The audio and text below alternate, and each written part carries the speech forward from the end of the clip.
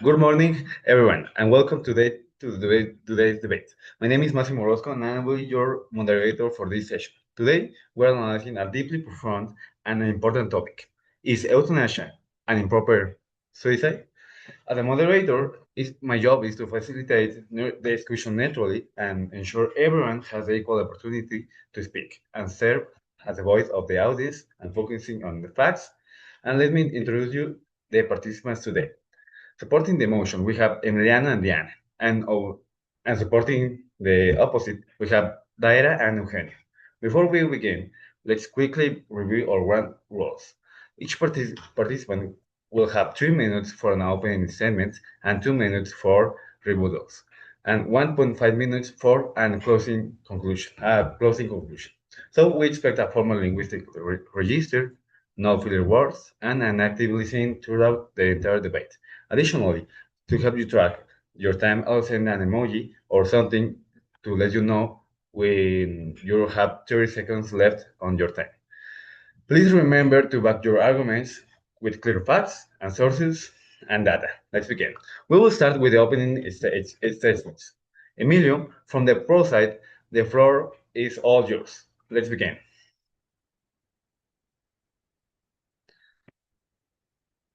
Yes, thank you, Massimo. So I will start with the opening argument for pro-euthanasia. So in this case, the best affirmative case is not an unrestricted euthanasia, but instead it is an argument for a narrow, transparent, and legally supervised process for a last resort option for competent adults whose suffering is grievous and cannot be cured. So euthanasia has been proven in many countries like Belgium, Spain, Netherlands, and Canada to be a good option for people whose suffering doesn't have a cure and that they have lost the ability to have a proper life, to be independent, and to live with dignity that every person should have the right to live with. So euthanasia is is a type of death that remains as a minority of the deaths. It has been proven as a last resort, and users are normally older adults with serious medical conditions. They are not only randomly selected people or people that just want to die. These are cases of people that have sickness that cannot be cured and that they have suffered really throughout their lives. And also that have had many medical alternatives and none have worked. So, for example, in Canada in 2024, 16,499 people received euthanasia. This represents only 5.1% of the deaths, and 95.6 of those deaths were are were people that were like reasonably foreseeable dead, so they were already about to die.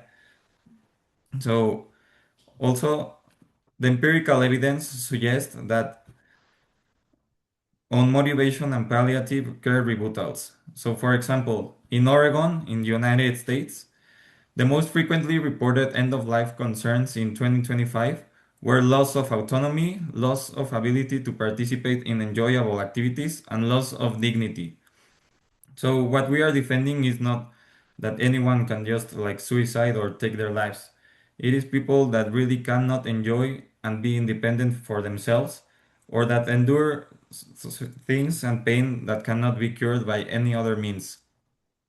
So, of course, euthanasia needs to be like really observed legally and in which cases it can be done. And we all have the rights to decide how we live our lives, but also how we end it. And of course, we have the right to have a proper death and not a death with a lot of suffering. Thank you. Perfect. Thank you. Now let's hear from the opposing side. Daira, please represent your opening statement. Thank you, Massimo. I believe that it's important first the palliative care that is the primary goal of medicine that is to alleviate suffering, not to end the life of the suffer. And palliative care is like the gold standard for providing comfort and dignity at the end of the light. And I think that medicine science is constantly advancing by legalizing euthanasia, but the state loses the incentive of to invest in palliative care innovation, and we should be focusing on making pain relief accessible and effective for everyone rather than offering a quick fix that eliminates the patient instead of the pain. And I think once the barrier against taking life is crossed, legal criteria inevitably expand what starts as a terminal illness. Provision eventually includes mental illness and children and elderly people who feel that they are a burden. And history proves that these safeguards are constantly eroded in every jurisdiction, and that we have seen in where euthanasia has been legalized. And we have seen the expansion to the right to die into a duty to die. The line between a voluntary request and like a social pressure is far too blurred for any legal system to police effectively. And that's it. Okay, thank you so much. Let's return to the pro side. Diana, you have 2 minutes.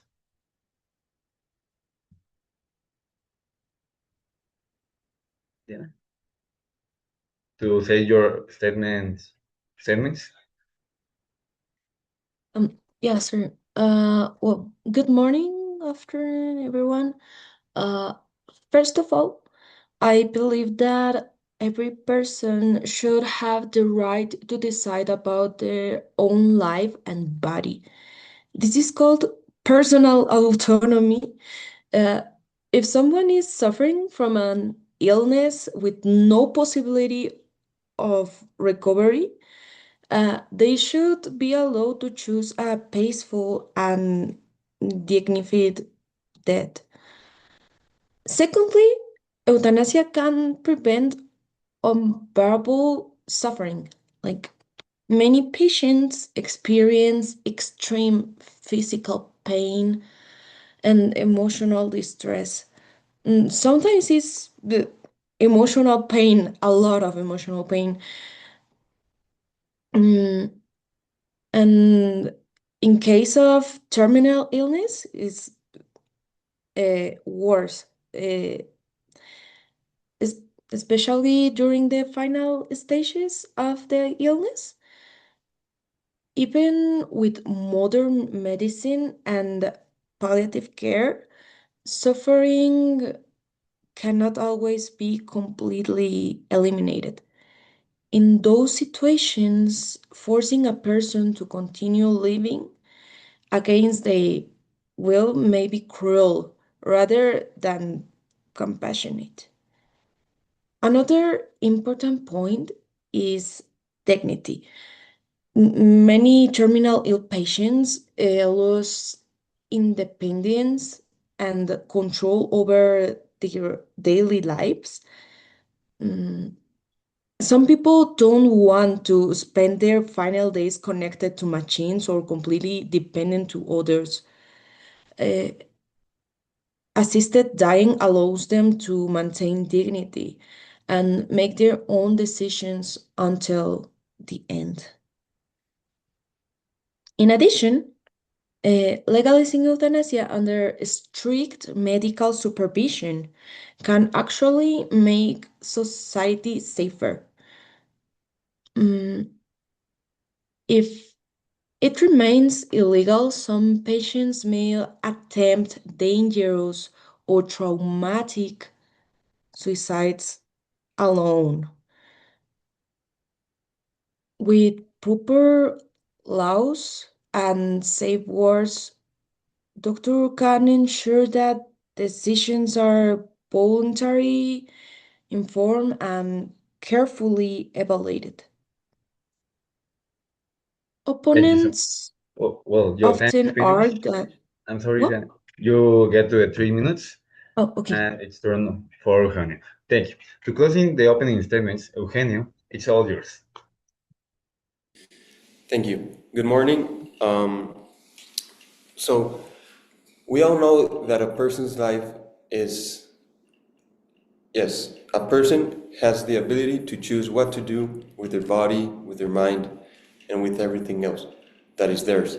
But I think an important point here is that we don't have, we don't get to choose when to leave this world. There is an option that is beyond us. And I'm sure we have all known about cases where there are people with terminal diseases like cancer or anything else that have cured, that have been cured and that have gone past that and moved forward and become better. So the medical field is, I believe, very imprecise. It is not always exact. Doctors can tell you if you have a terminal illness that you have X amount of time to live, but that is not always true. So, what gives the person the right to lose hope? That if a doctor tells them that they have 3 months to live, that they believe that they have more. So, additionally, if we make euthanasia legal, this will incentivize the medical field that I was speaking about before, and there will be less healthcare developments, because if euthanasia is available, well then what are the incentives for doctors to produce new medicine, to produce new cares and new cures for those terminal diseases? Now, a person's life is their own choice, and we always have the choice to do whatever we want with it. But I believe it is important to give the incentive to the people to fight, to live longer, to live better, to live another day. If we give people the option of euthanasia, that hope dies, and eventually society will turn into something else.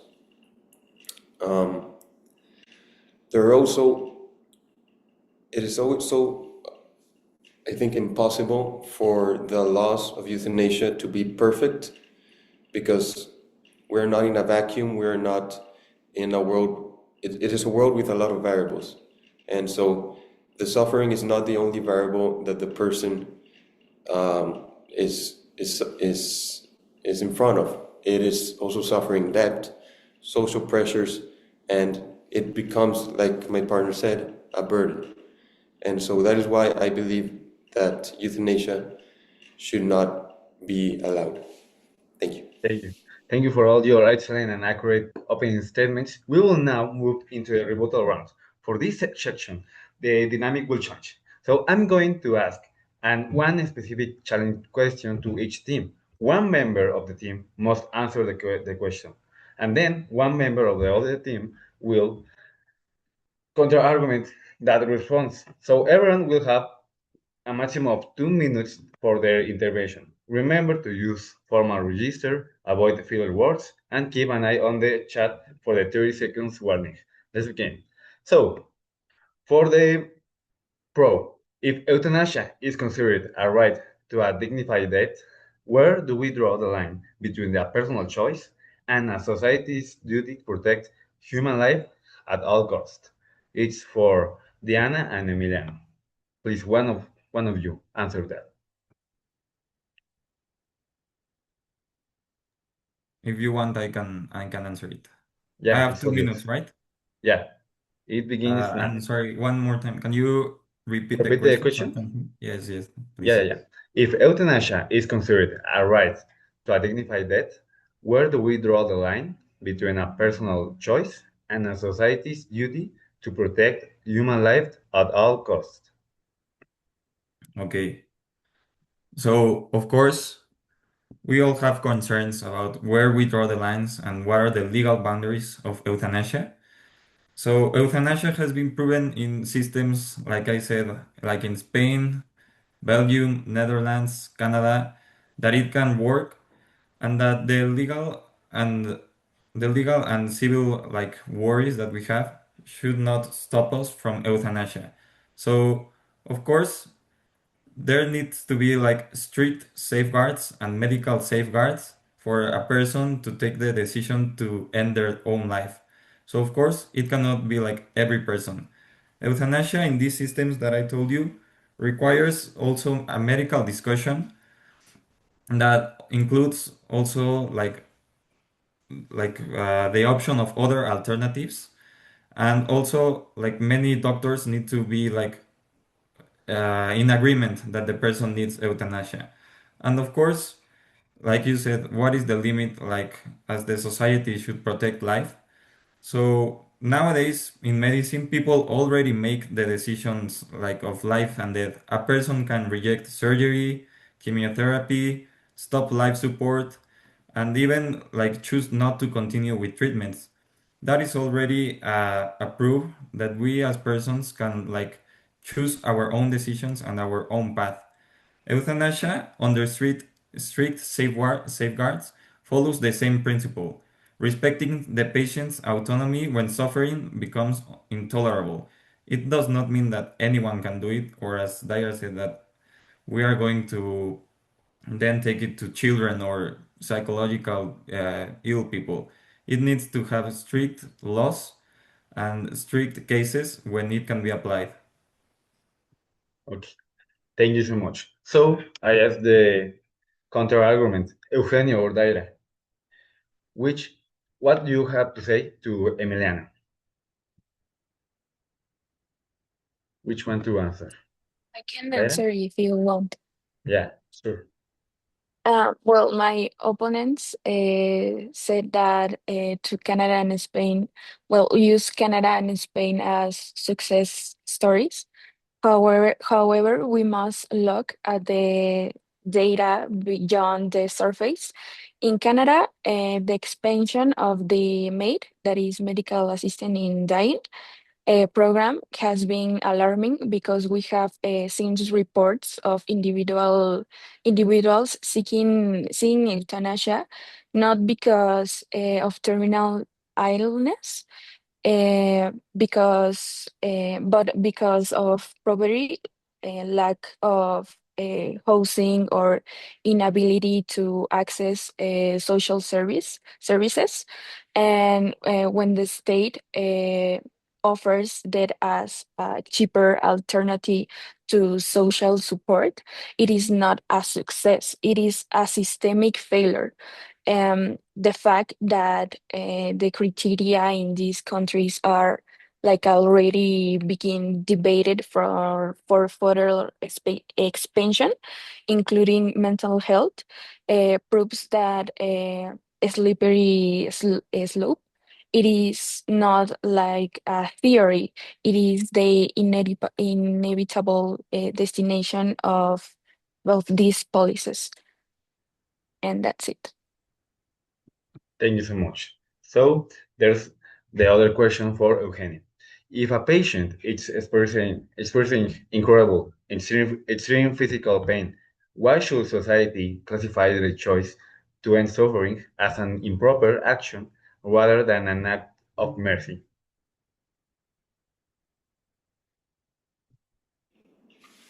Sorry, can you repeat, please? Yeah, it's for Eugenio, and it's if a patient is experiencing incurable, extreme physical pain, why should society classify their choice to end suffering as an improper action rather than an act of mercy? Okay, so that's an interesting question, and I think that I don't think it's that society thinks it's an improper decision. Rather, I don't think it's in the hands of the person. Even though they're suffering, I still believe that there is always hope for that person to get better. Because yes, it sounds a bit niche, but rough times always lead to better times, and that may seem a little bit hard to believe at the end of a terminal disease. But as I said, I think the medical prescriptions are not always exact, and so the person really doesn't know. Even if the doctor tells them that they're not going to get better, they don't really know if they are or if they don't.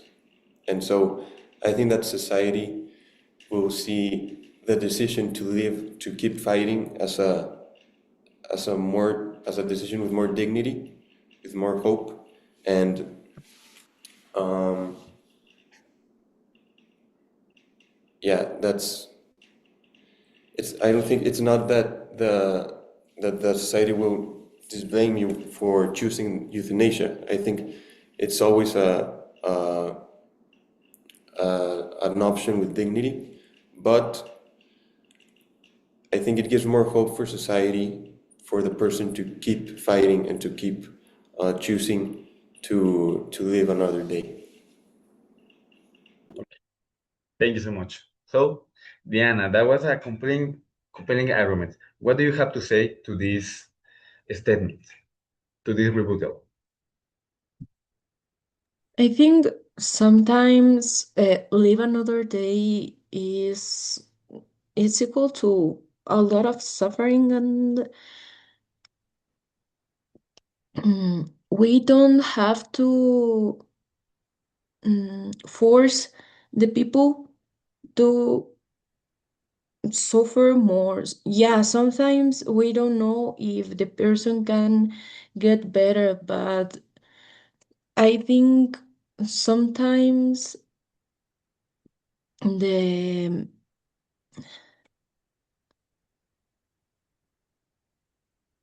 in a lot of cases that doesn't happen. They don't get better. That they are fighting with a lot of mm, prolonged deterioration, and sometimes they don't want to live anymore when their dignity feels gone. Like some people don't feel good after someone already cleaned them and being seen like sometimes a vegetable is very uh, embarrassing for some people, and I think they don't they can they can choose to end it all. It's more mm, every individual deserves the freedom to decide what happened to their own body and life. If they want to die with dignity, we have to let them do it. I think true compassion means respect the wishes of those who no longer want to endure unbearable pain. We can't choose for them. Okay, thank you so much. So, here's the moment. If some of you want to say anything else before the closing statements, it's the moment. Anyone want before moving? So, Yes, if yes, yes, I want to say just something quickly that Daira was talking about the slippery slope. But in this case, in the euthanasia, a slippery slope, I mean, there are slippery slopes like in everything, I think. But in euthanasia, it doesn't necessarily mean that it doesn't need to be legal. It just means that euthanasia needs to have a more strict law than what it has. And of course, there will always be problems, as she pointed out, in Canada and Spain. But this does not mean that the position should be like stopping people from deciding for their own body.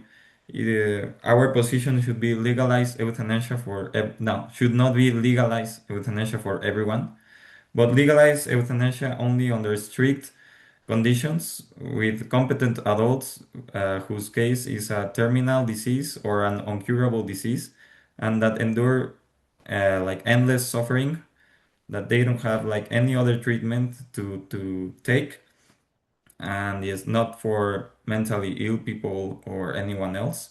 The law should be really strict. And of course, there will always be people that apply for euthanasia, that their case has like nothing to do with it, but that doesn't mean that we should like restrict it from everyone. Okay, thank you so much. Yeah, Eugenio, you have the word. Yes, I also have something to say. Um, I think that from the proposition's point of view, I think it is probably also very important to have the strict laws if euthanasia were to be allowed. But I wonder who gets the right to make those strict laws or to set those laws? Because who sets the right to say which person is suffering and which one isn't? Because if, for example, a person there if a person is born with, I don't know, a disability or a condition that has to be with them for their whole life, well, they will inevitably suffer, right? Rather it would be physical pain or social pain, emotional pain, so they are suffering. But if you're talking about euthanasia being a voluntary option, why shouldn't those people also have that option? I'm not saying they should, but I wonder who gets to say that the people, like why the people with terminal illness that are suffering would have that right, and the people that are suffering from a disease that is not terminal or terminal necessarily does not have that right. So I just wonder who sets that line and who has the right between us to set that line. Okay, thank you so much. Does anyone else have anything more to say before the closing statements? It's all right. So Mm, let's. Oh, Diana, yeah, you have the word. Well, You have 2 minutes. medicine cannot always eliminate suffering completely. Well, when the patients experience honorable pain despite treatment, their wishes should be still be respected. Like, who decides if person is truly suffering? I think medical professionals evaluate the situations, but the patient's perspective is essential. Um, sure, euthanasia should never replace medical care. It should be only be considered after all reasonable alternative have been tried, maybe. But if and in case that is not terminal, always if a condition cause constant unbearable suffering with no realistic hope of improvement, some people argue that the patient should still have the right of to choose. However, strict laws and psychological evaluations are necessary. Thank you so Yeah, much. does not mean giving up on patients. It means respecting their choice after medicine can no longer offer relief or hope. Perfect. Thank you so much, Diana. So, anything else before getting to a closing statements? Okay, thank you so much. So, thank you for a very energetic and persuasive discussion. We will now get to our final round, closing statements. You will have 1 minute and a half to summarize their position and convince the audience to get to their team. So, we will start with the opening side. Daira, please begin. You have 1 minute and a half. Thank you. I think that this debate is not just about a medical procedure. It is about the soul of our society. My opponents have framed euthanasia as an act of autonomy and compassion, but we must look past the theory to the consequences. We have seen in places as Canada and Spain that once death is offered as a medical solution, it inevitably becomes a pressure, especially for the poor or the elderly, uh, and this table when the state makes death a service, it cases to be a protector of these most vulnerable people, and they compare euthanasia to refusing a chemotherapy, but that is a category error because refusing treatment is letting nature take its course, and euthanasia is active a weaponization of medicine, a society that choose to eliminate the suffer rather than the address the suffering has failed its moral duty. I urge you to reject this path. Let us choose to protect the vulnerable, preserve the integrity of medicine, and defend the intrinsic value of every human life. Thank you. Thank you so much, Daira. So, Emilio, next, please. Emiliano, sorry. Yes, it's okay. So, to conclude, our position with legalizing euthanasia is not that we do not value life or that we are defending death on demand, but instead, we are in favor of a legal, strict, and controlled, narrow way for competent adults who are facing unbearable death, death, disease, like terminal disease or unbearable suffering, can make their own decisions on having a dignified death instead of a unsufferable death. And of course, the opposing team says about slippery slope that it is inevitable, but slippery slope is evitable if we have strict laws and if the law has a break. Um, Also, as the opposing team said, that medicine should be to prolong life. Medicine is not only about keeping the patient alive, but medicine is to take care of people. And a dignified death is also a part of taking care of people. Of course, the law needs to be strict, and it is only for certain cases, not for just elderly people or disabled people. Everyone should have the right to decide their own path. But of course, there needs to be a legal break, like committees, independent doctors, judges, like repeated requests on euthanasia, and just a strict review on each case. Thank you.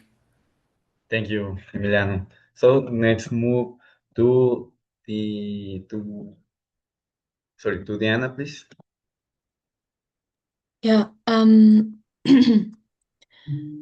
Well, many elderly people suffer from chronic pain, loneliness, loss of independence, and serious illness that reduce their quality of life. That some feel trapped in a body that no longer allows them to live with comfort autonomy. As my partner Emiliano said, that's not only for them. Like some patients feel deep shame or emotional pain because they depend entirely on family members or caregivers for basic needs. They may feel that they have lost privacy, independence, and dignity. And I think we can help them with this. And in the future, think we can think of people with severe mental illness like BPD, severe depression, etc. Like the BPD, like people with borderline personality disorder. However, because mental illness can affect judgment and emotions, this case require extremely strict psychological evaluation and long-term medical supervision. We're not supporting death for everyone who wants it. It's just die with dignity. Yeah, dignified death. Yeah. Thank you so much. And Eugenio, to finish. Yes, so it's been an interesting debate.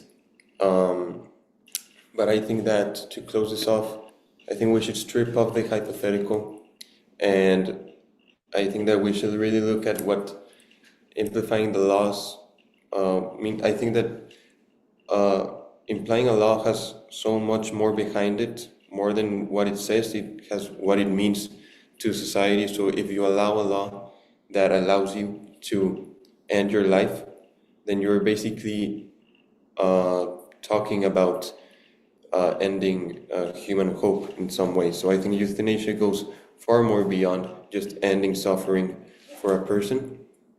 And it is important to note that we don't have the judgment, we don't have the power to decide who is suffering enough to give them the option to end their life and who isn't suffering enough to not end their life. Because at the end of the day, we're all suffering in some way, and we all go through hard times. Yes, terminal diseases are different, but I believe that by allowing euthanasia, by not allowing euthanasia, it gives humanity a certain hope that they can go past any battle and they can get cured, despite of what any doctor says or what any medicine says.